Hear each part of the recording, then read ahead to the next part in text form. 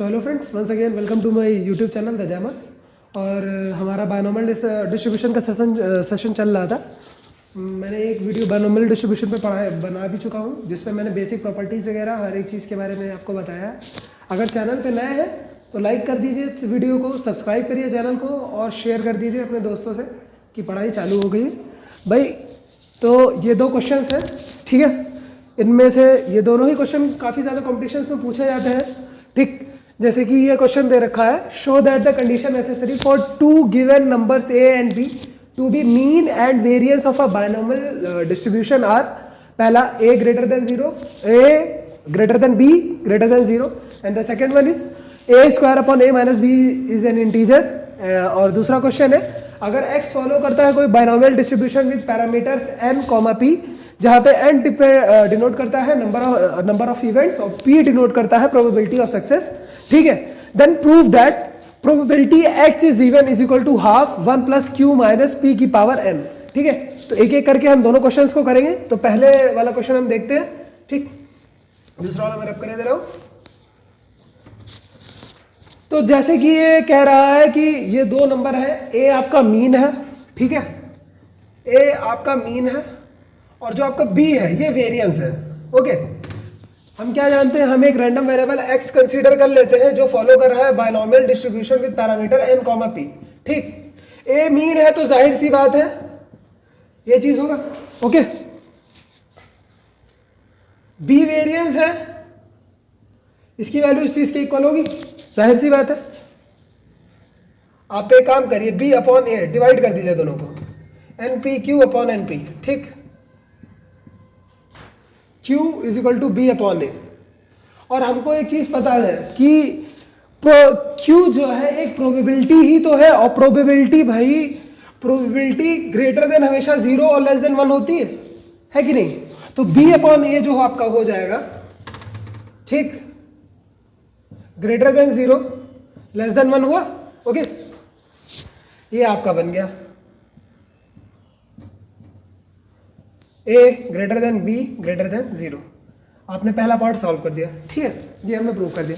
अब दूसरे की तरफ अप्रोच करेंगे। दूसरी भी अप्रोच ऐसे ही है, ज़्यादा अलग नहीं है कुछ, बस थोड़ी सी चीज़ें अलग है, ठीक। दूसरे में आप क्या करिए, ओके, ये चीज़ें इसमें भी आप अपना यही कर दीजिए, b अपॉन a कर दीजिए। ये क्या आ जाएगा,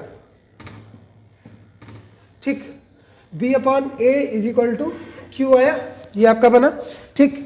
दोनों तरफ 1 माइनस कर दीजिए।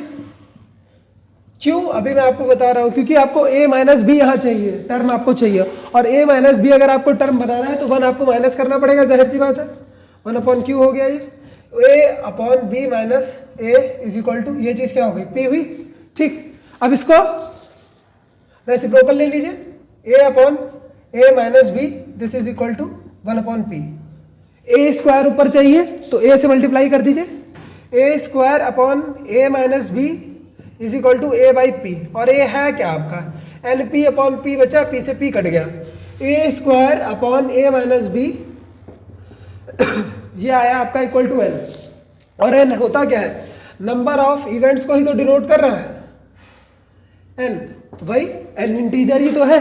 आपने दोनों चीजें प्रूफ कर दी, a square upon a minus b ये एक इंटीजर है, a greater than b greater than 0, ये भी आपका प्रूफ हो गया। तो दूसरा क्वेश्चन जो हमारा था कि अगर x फॉलो कर रहा है कोई binomial distribution with parameters n, p, तो हमको प्रूफ करना है कि प्रोबेबिलिटी x इज इवन, वो क्या है, हाफ ब्रैकेट में 1 प्लस q माइनस p की पावर n, ठीक। तो फिर से लिखे दे रहा हूं, आपको प्रूफ करना है उस क्वेश्चन में probability x is even this is equal to half 1 plus q minus p की पावर n, ओके।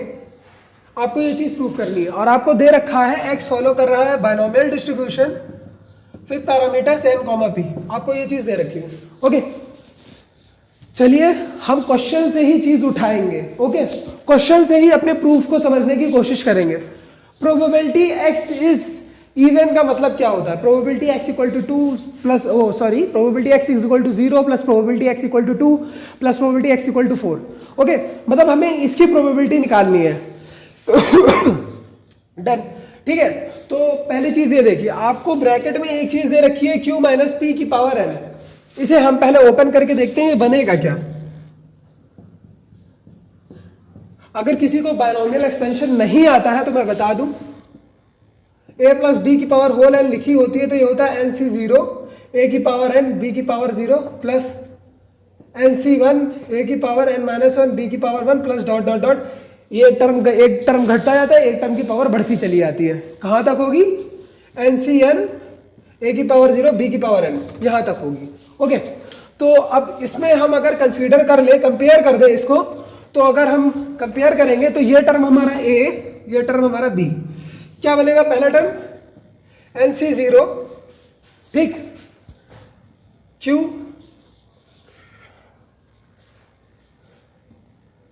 की पावर n p की पावर 0, ठीक, माइनस ही ऑब्वियसली यहाँ पे आएगा मगर उससे कोई फर्क नहीं पड़ेगा, प्लस nc1 q की पावर n माइनस 1 p की पावर माइनस p की पावर 1 होगी, प्लस nc2 q की power n minus 2 minus p का square plus dot dot dot. तो इसको अगर आप ओपन करेंगे तो ये बनेगा, ये लिखे रहने दिए, nc0 q की power n minus nc1 q की power n minus 1 p plus nc2 q की power n minus 2 p square, ठीक। यहाँ पे फिर से माइनस का साइन आ जाएगा, डॉट डॉट डॉट, और ये चलता चला जाएगा।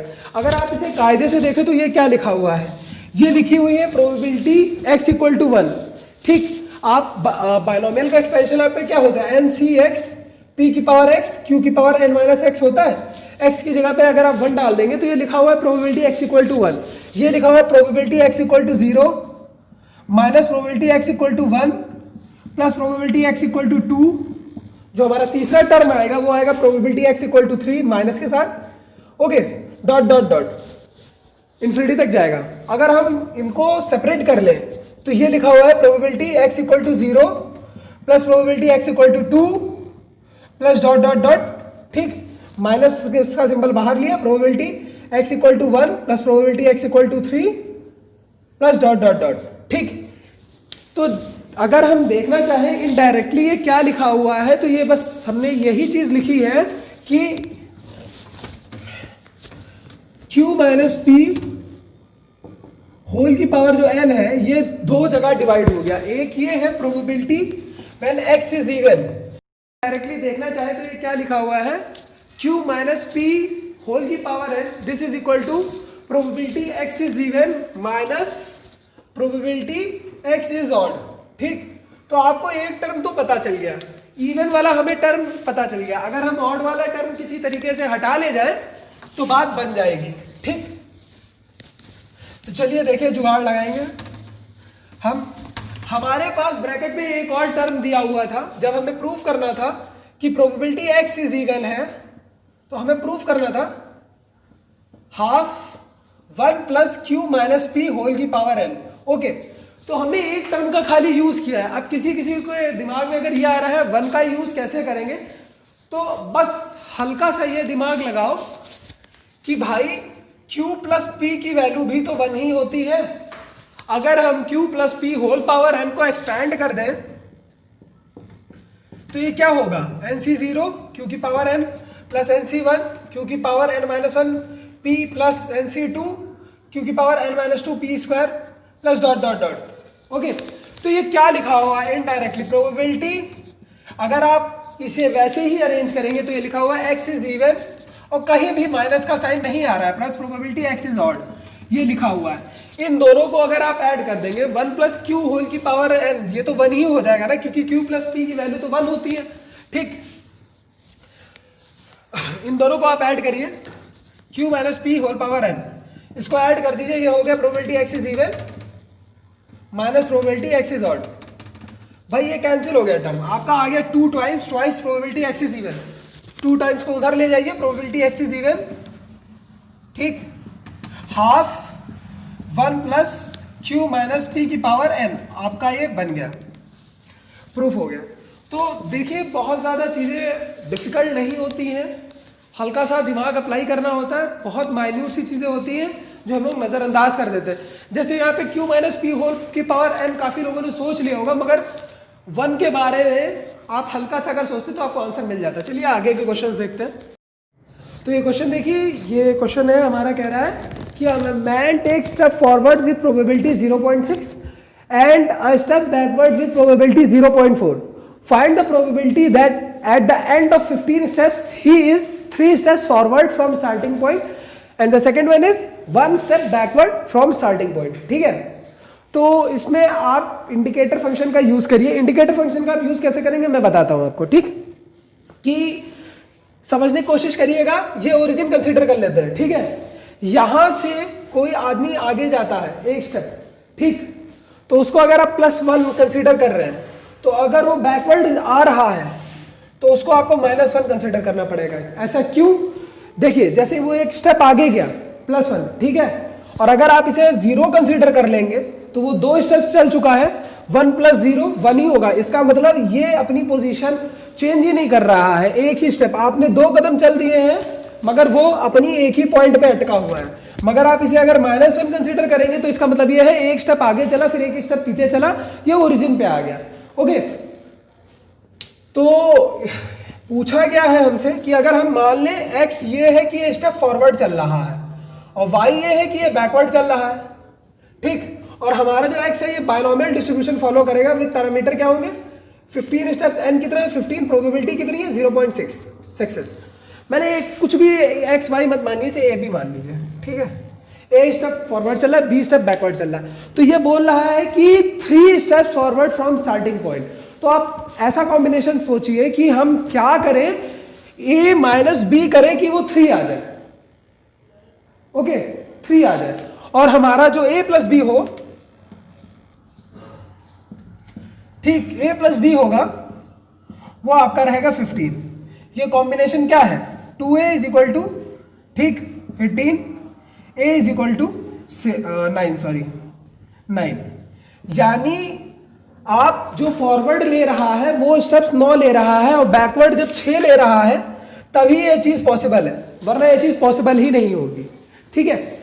तो आप देखिए, अब आपको क्या पता करना है, आपको पता चल गया कि 3 स्टेप्स फॉरवर्ड, यानी आपको प्रोबेबिलिटी x NC(x) p की पावर x q की पावर n-x, इसमें आपको बस x probability x equal to, हम लोग x लिखते हैं, इसमें प्रोबेबिलिटी x की जगह पे आपको 9 पुट कर देना है, आपके आंसर आ जाएगा 15C9, p की जगह 0.6 की पावर 9 और ये हो जाएगा 0.4 की पावर 6। देखिए आसान है। दूसरा वाला बोल रहा है 1 step backward from starting point, ठीक, तो इसे आप खुद करिएगा, मैंने पहला एक क्वेश्चन आपको बता दिया, सेम ही केस इसमें लगेगा, बट आप ट्राई करिएगा, नहीं आएगा तो कमेंट में पूछिएगा, मैं अपने कमेंट्स का रिप्लाई जरूर करता हूँ। ओके, तो आगे क्वेश्चन की तरफ बढ़े हम लोग। तो ये क्वेश्चन देखिए, कह रहा है अ class has only 3 students A, B and C and they independently attend the classes, ठीक है। यहाँ पे ये चीजें बहुत ज्यादा ही इंपॉर्टेंट होती है कि आप क्वेश्चन कायदे से पढ़ें, कि क्लास इंडिपेंडेंट का काफ़ी ज़्यादा यूज़ होता है, ठीक है। आपकी प्रोबेबिलिटीज़ अलग अलग हो जाएंगी अगर इंडिपेंडेंट है तो, ठीक। Attend the classes with probabilities 1/2, 2/3 है, ये तो 1 ही हो जाएगा, 3/3 का मतलब 2/3 एंड 3/4 रेस्पेक्टिवली, ठीक। Find the probability that total attendance on 2 consecutive days is 3। भाई यहां पे इसका, इस लाइन को कायदे से समझिए, ये कहना चाहता है कि 2 कॉन्जिक्यूटिव डेज हैं, ठीक, टोटल अटेंडेंस जो क्लास के अंदर आ रही है वो 3 है, यानी ये जो बच्चे हैं ये ABC, ये 2 ही दिन क्लास जाएंगे, और ऐसी प्रोबेबिलिटी का हमको वो बनाना है कि उसका टोटल 3 आ जाए। कहने का यहां मतलब समझिए, यहां पे ABC जो आपके स्टूडेंट्स हैं ये बायनॉमियल डिस्ट्रीब्यूशन फॉलो कर रहे हैं, क्योंकि ये खाली 2 दिन क्लासेस जा रहे हैं, ठीक है, 2 कॉन्जिक्यूटिव डेज, टोटल प्रोबेबिलिटी 3 होनी चाहिए। इन्होंने ये किसी ने नहीं कहा है कि जो है प्रोबेबिलिटी 3 हो, वो मतलब find the probability that total attendance, ये कहा गया टोटल अटेंडेंस, ये नहीं यहाँ पे बोला गया अटेंडेंस इज 3। अगर अटेंडेंस 3 है तो वो तो एक अलग चीज हो गई, वो एक अलग कॉन्सेप्ट है।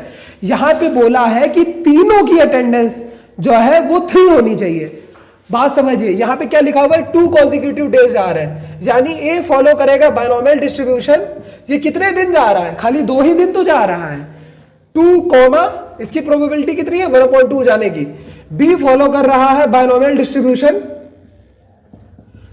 2,2/3 और सी आपका फॉलो कर रहा है बायनोमियल डिस्ट्रीब्यूशन 2,3/4।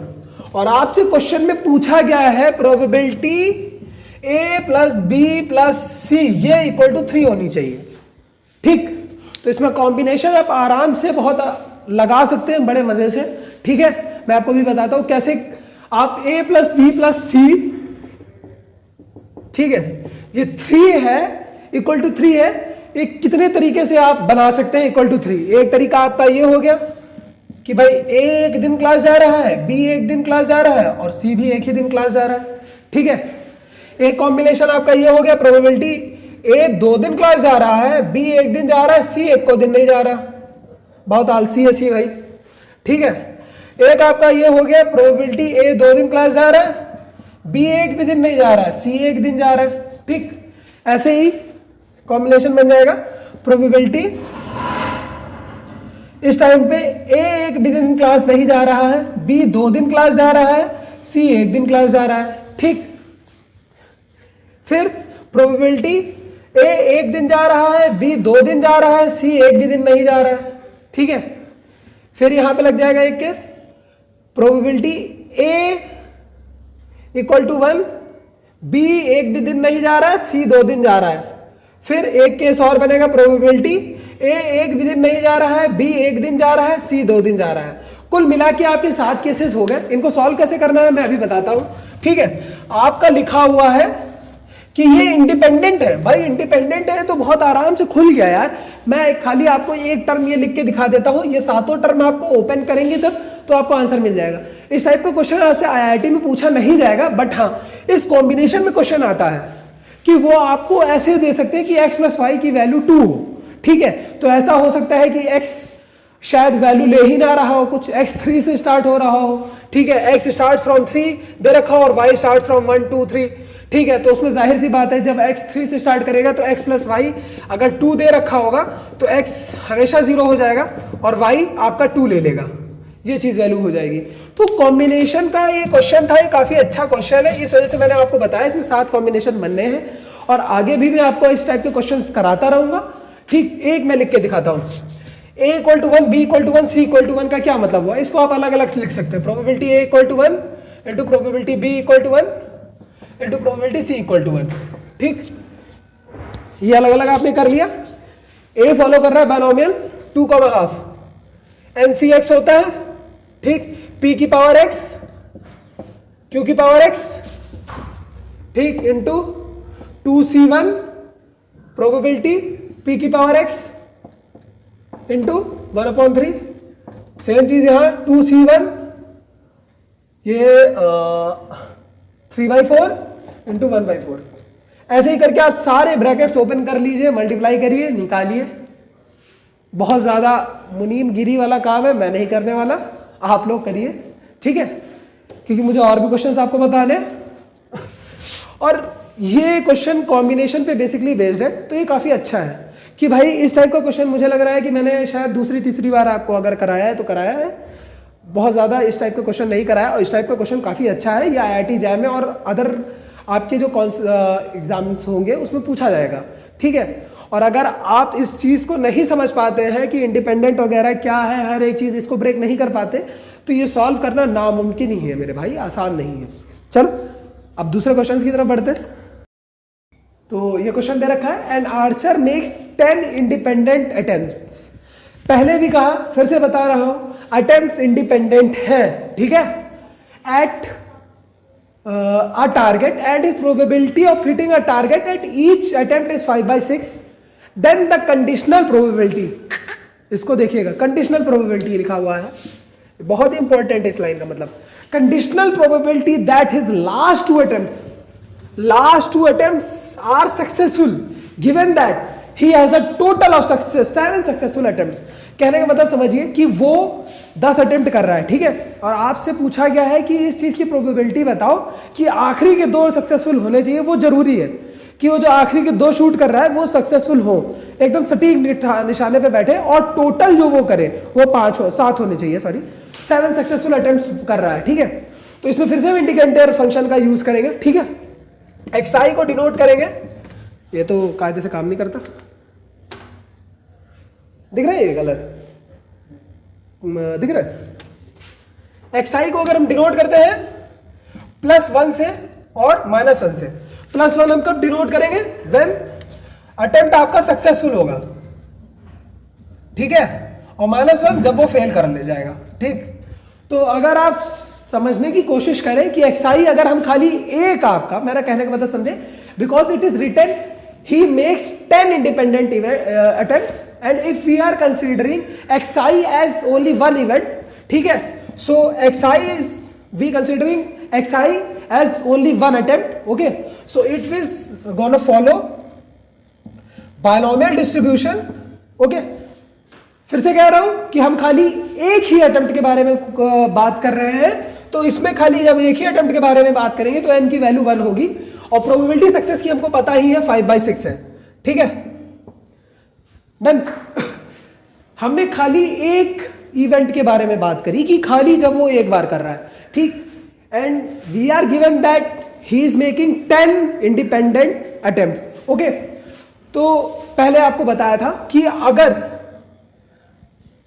एडिटिव प्रॉपर्टी मैंने आपको बताई थी कि इवेंट्स इंडिपेंडेंट है, अगर आप ऐड करेंगे, ठीक है, i गोइंग 1 से लेके 10, और अगर प्रोबेबिलिटी सेम हो जाएगी तो ये फॉलो करेगा 10, 5/6, ठीक। हमसे क्या कह रहा है कि आखिरी के 2 अटेम्प्ट सक्सेसफुल होने चाहिए, यानी जो आपका x9 हो वो 1 हो और x10 1 होनी चाहिए, ठीक। गिवन दैट ये जो टोटल है समेशन i गोइंग 1 से लेके 10 xi कितनी होनी चाहिए, 7। इस चीज के बारे में पूछा, हमें इसी चीज की प्रोबेबिलिटी निकालनी है, ओके। तो मुझे लगता है मैंने इसे डिकोड कर दिया आपके लिए। अब बहुत आसान तो नहीं कहूंगा क्योंकि अभी काफी कुछ चीज है इसमें करने के लिए। x10 = 1 given summation i going 1 से लेके 10 xi = 7, ओके। ये चीज है, आपको ये निकालना है, तो चलिए करते हैं हम लोग।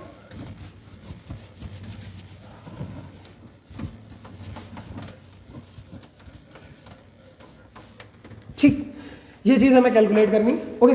तो देखिए, given we have to find probability x9 = 1, x10 = 1, conditional probability summation xi = 7.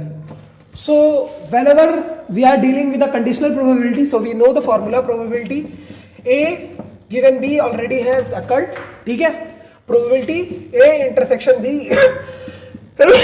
upon probability of b, sorry, upon probability of b, गले में कुछ अटक गया, ओके। तो ये चीज हमें पता है, ओके। तो यहाँ पे हम यही फॉर्मूला फिर से लगाएंगे, probability x9 = 1, x10 = 1, intersection summation xi = 7, ठीक, upon probability summation i going 1 से लेके 10 xi = 7। अगर आप यहां पे केस देखें, यहां इंटरसेक्शन का सिंबल लग चुका है, ठीक, आप 2 इवेंट कंसीडर कर चुके हैं, ओके। आपको टोटल 7 चाहिए, तो दो इवेंट आपके कम हो गए। कहने का मेरी मतलब समझिए, कहने का मतलब ये है, ओके, आपका ये जो रह जाएगा, ये रह जाएगा समेशन i गोइंग 1 से लेके 8 xi = 2 इवेंट आपके कम हो चुके हैं और 2 इवेंट सक्सेसफुल हैं, ये बचा 5 अपॉन प्रोबेबिलिटी i गोइंग 1 से लेके 10 xi = 7। ये चीज काफी लोगों के समझ में नहीं आई होगी, मैं फिर से एक बार एक्सप्लेन करता हूं। इंटरसेक्शन यहां पे दे रखा है, ठीक है, तो इंटरसेक्शन का मतलब ये है कि हमारा ये जो टोटल हमें 7 है, ठीक है, हम 2 अटेम्प्ट हमारे सक्सेसफुल हो चुके हैं, ओके। 2 अटेम्प्ट सक्सेसफुल हो गए तो हमारे पास टोटल तो 8 ही बचे ना, और जो 2 सक्सेसफुल हो गए हैं उनको तो हमने किनारे कर दिया। अब हमें खाली भाई टोटल जो 8 अटेम्प्ट्स है उनमें से 5 अटेम्प्ट्स ही तो सक्सेसफुल चाहिए, इक्वल टू 5। ओके, तो इसको अब हम लोग इंडिविजुअली सॉल्व कर लेंगे। x9 बराबर 1 इंटू प्रोबेबिलिटी, x10 बराबर 1 into probability summation i going 1 से लेके 8 xi बराबर 5। और अगर आप इसे देखेंगे समेशन xi 1 से लेके 8 ये फॉलो करेगा बायनॉमियल डिस्ट्रीब्यूशन विद 8,5/6। देखिए इसके पैरामीटर से होंगे और नीचे ये पूरा का पूरा वैसा ही रहेगा, इसमें कोई चेंजेस नहीं आएंगे। ओके, अब आप इसे कैलकुलेट कर सकते हैं या फिर चलिए मैं करके दिखा ही देता हूं। यहां आ जाएगा 5/6। ओके, क्योंकि सक्सेस की प्रोबेबिलिटी 5/6 है, x10 की भी प्रोबेबिलिटी 5/6 है। ओके, यहां पे NCX लगता है, NCX की जगह क्या हो जाएगा, n है टोटल आपका 8, C x कितना है 5, P की पावर x, 5/6 की पावर 5 इंटू 1/6 की पावर 3 अपॉन में आपका चला जाएगा 10C7 5/6 की पावर 7 इंटू 1/6 की पावर 3। इसको आप कैलकुलेट कर लीजिएगा। और एक चीज मैं बता दूं, ये क्वेश्चन आपका IIT जैम का ही है, 2006 में, शायद ये 6वां या 7वां क्वेश्चन है। जाइए उठा के देख लीजिए आप चाहे तो, 7/15 आपको आंसर मिल जाएगा। ठीक है, इसको कैलकुलेट कर लीजिएगा। आपको वहां पे ऑन स्क्रीन कीबोर्ड देते हैं, प्रोवाइड करते हैं। अगर आपको चलाना नहीं आता है, ठीक है, कीबोर्ड आपको सॉरी ऑन स्क्रीन कैलकुलेटर देते हैं आपको, ठीक है, साइंटिफिक कैलकुलेटर प्रोवाइड करते हैं। तो एक चीज मैं आपको बता दूं, जो आप अपने घर पे साइंटिफिक कैलकुलेटर यूज करते हैं और जो वहां पे आपको मिलता है उसमें थोड़ा सा अंतर होता है। इसमें क्या है, इसमें आप पहले वैल्यू पुट करते हो, फिर आप अपना जो ये प्लस माइनस जो कुछ भी है पहले सिंबल्स लगाते हो, फिर आपको आंसर मिलता है। बट वहां पे अलग चीज होती है, पहले आपको ऑपरेटर पुट करना होता है, फिर उसके बाद आप लगाएंगे तब आपको आंसर मिलेगा। दोनों में हल्का सा अंतर है। जाइए नेट पे देखिए जाके कि उसको यूज कैसे करते हैं, क्योंकि अगर आपको पता नहीं होगा कि उस कैलकुलेटर का कैसे यूज करेंगे तो वहां पे कम से कम 10 से 15 मिनट तुम इसी चीज में बर्बाद कर दोगे कि कैलकुलेटर कैसे यूज करना है। जाओ देखो जाके। चलो अगले क्वेश्चन की तरफ बढ़े। तो ये 2 क्वेश्चन है हमारे पास, आखिरी है, ठीक है। Show that for p is equal to half the binomial distribution has maximum probability at x is equal to n/2 if n is even and x is equal to n minus 1/2 if n is odd.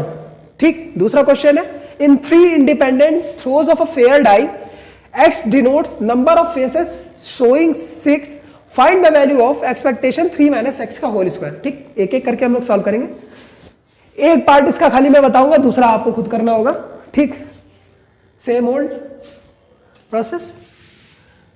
चलिए पहली चीज तो आप ये मानिए, बताइए, सोचिए maximum probability का मतलब क्या होता है।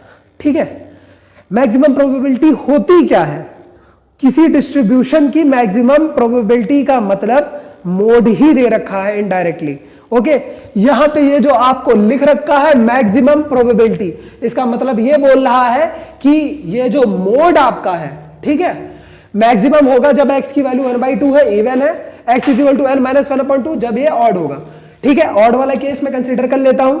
जब पहली चीज तो ये, अगर आपने फॉर्मूला आपको याद नहीं है मोड का तो प्लीज पिछली वीडियो विजिट करिए, मैं आपको लिंक डाल दूंगा डिस्क्रिप्शन में।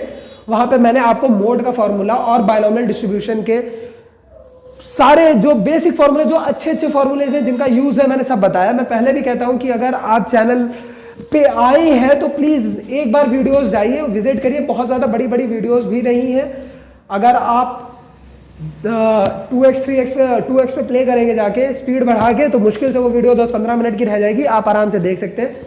कुछ कुछ वीडियोस मैंने खाली 10 ही मिनट की बनाई है कि परेशानी ना हो आपको, आप आराम से जाएं, उन्हें विजिट करें, जानिए।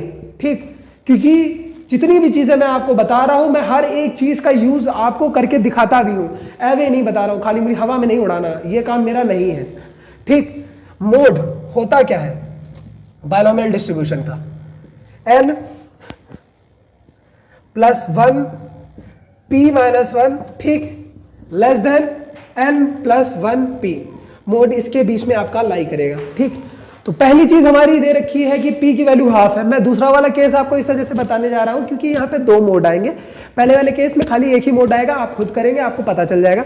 ठीक, n की वैल्यू बोली है ऑड है, यानी n 2m प्लस 1 कुछ इस टाइप का है। ठीक, तो n की जगह आप 2m प्लस 1 पुट कर दीजिए, p की जगह पे हाफ पुट कर दीजिए, -1 ग्रेटर देन मोड को m से लिख लेते हैं, 2m + 1 और ये हाफ। ठीक, तो ये आपका बचा क्या, ये बचेगा m + 1 -1, तो ये m बचेगा लेस देन m + 1। ठीक, तो आपके दो मोड हो गए। ठीक, ये जो आपका x है ये दो तरीके से हो गया, क्या मल्टी मॉडल हो गया ना। तो हम जब दो मोड हो जाते हैं तो हम मीन कंसीडर कर लेते हैं, m + 1/2 ये कंसीडर कर लिया। ठीक,